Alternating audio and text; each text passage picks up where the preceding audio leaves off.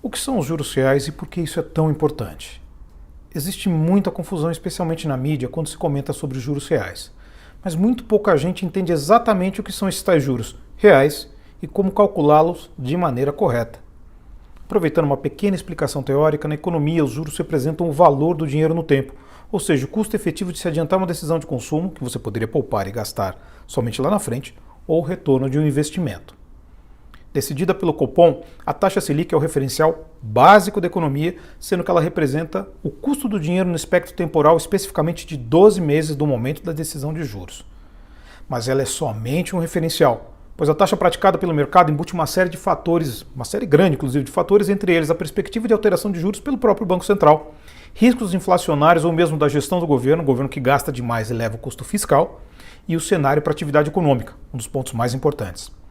Para se fazer uma medida como o ranking de juros, por exemplo, eu uso a taxa DI, Depósitos Interbancários de 12 meses à frente do dia da decisão de juros. Essa é a melhor opção, pois refletem o que é praticado na realidade de mercado. E para a gente resumir, obviamente, ninguém toma empréstimo a Selic. Seria muito bom, mas é impossível. Todos esses fatores podem influenciar o quão próximas taxas de juros ficarão daquela que é indicada pelo Banco Central nas decisões de política monetária. Seja para cima, obviamente, também para baixo. Agora, sobre os juros reais especificamente, por que eles existem?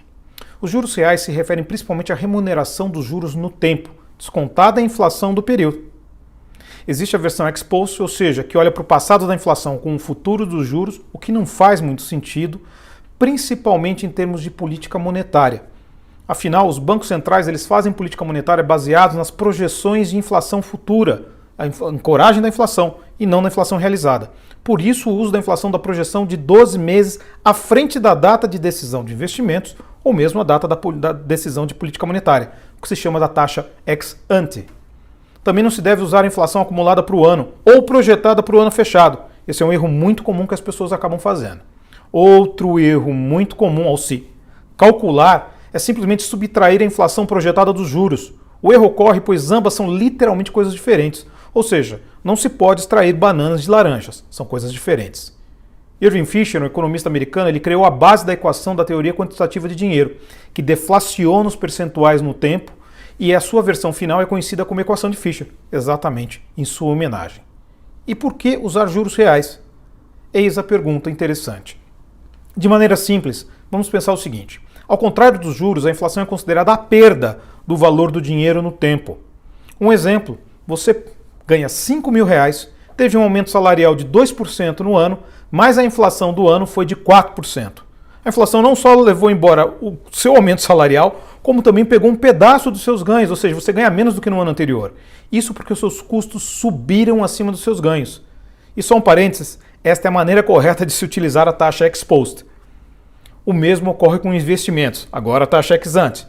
Se você tem uma aplicação que espera que ela renda 10% ao ano e a inflação projetada é de 6%, você não pode esperar ganhar 10%, pois fora desses investimentos, os seus custos no geral como pessoa vão ser consumidos na proporção da inflação, que nesse caso daria um juro real de 3,77%, seguindo aquela equação que eu falei agora há pouco, a equação de Fisher.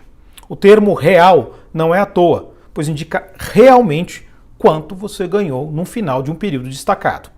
Então é isso. É dessa maneira que medimos os juros reais. Eles são de suma importância na economia para entender o saldo dos seus rendimentos, em meio àquilo que a inflação acaba por consumir. É isso aí, pessoal. Até uma próxima.